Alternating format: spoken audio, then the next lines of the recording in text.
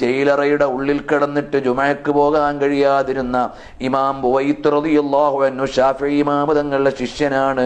പക്ഷേ വെള്ളിയാഴ്ചയാകുമ്പോൾ അവർ രാവിലെ ഒരുങ്ങിപ്പോയി റെഡിയായി, ചൊല്ലാനുള്ളത് ചൊല്ലി ഓതാനുള്ളത് ഓതി, ജയിലിൻ്റെ ഉള്ളിൽ നിന്ന് വൃത്തിയാകാൻ പറ്റുന്നത് പോലെ വൃത്തിയായി, കിടക്കുന്ന സ്ഥലത്ത് നിന്ന് ജയിലിൻ്റെ ഉള്ളിലെ ഗേറ്റിൻ്റെ അടുക്കൽ വരെ നടന്നു വന്നിട്ട് പറയും, ഞാനിതാ ജുമഅക്ക് ഒരുങ്ങി പുറപ്പെട്ടു കഴിഞ്ഞു, പക്ഷേ എനിക്ക് എത്താൻ കഴിയുന്നില്ല.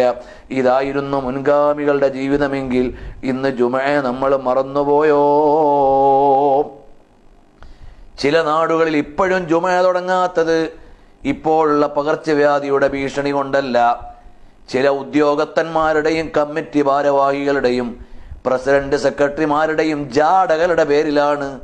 അങ്ങാടികളിൽ ഒരുമിച്ച് കൂടുന്നതിന് പ്രശ്നമില്ല, മാളുകളിൽ ഒത്തുകൂടുന്നതിന് പ്രശ്നമില്ല, സമരങ്ങൾക്ക് മുദ്രാവാക്യം വിളിക്കാൻ ഒരുമിച്ച് കൂടുന്നതിന് പ്രശ്നമില്ല, കല്യാണത്തിന് വേണ്ടി ഒരുമിച്ച് കൂടുന്നതിൽ പ്രശ്നമില്ല, മരണവീടുകളിൽ ഒരുമിച്ച് കൂടുന്നതിന് പ്രശ്നമില്ല.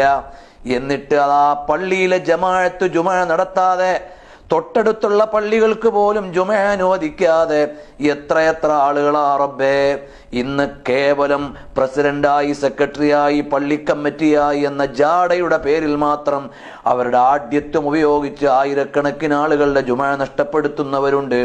എന്നാൽ ഇത് പൂർണ്ണമായും നിയന്ത്രിക്കേണ്ട ഒരു സമയത്ത് മഹാന്മാരായ ആലിമീങ്ങൾ നിയമം പറഞ്ഞിട്ടുണ്ട്. ആ നിയമം കറക്റ്റായ നിയമമാണ്. ഇപ്പോൾ നിങ്ങൾക്ക് സൗകര്യമുള്ളപ്പോൾ കേവലം താല്പര്യങ്ങൾക്ക് വേണ്ടി മാത്രമാണ് ജുമഅ മുടക്കുന്നതെങ്കിൽ അതിൻ്റെ ആളുകൾ കുറ്റവാളികൾ തന്നെ.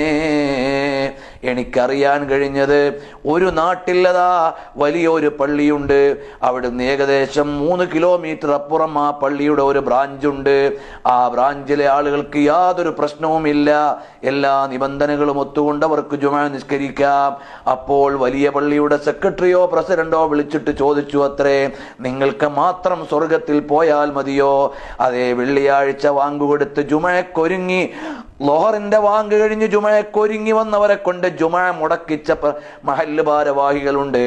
അവർക്ക് ഈ ലോകം മാത്രമേ അറിയൂ, അള്ളാഹുവിന്റെ പരലോകത്തെ പടച്ചവന്റെ സന്നിധാനത്തിലെത്തണമെന്ന വിചാരമില്ല.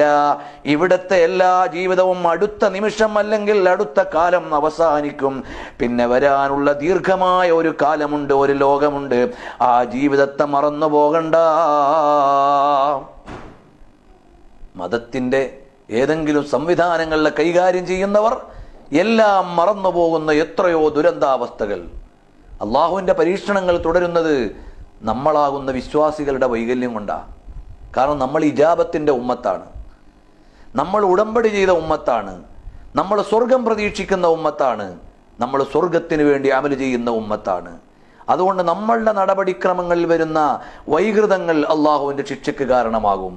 അതേസമയം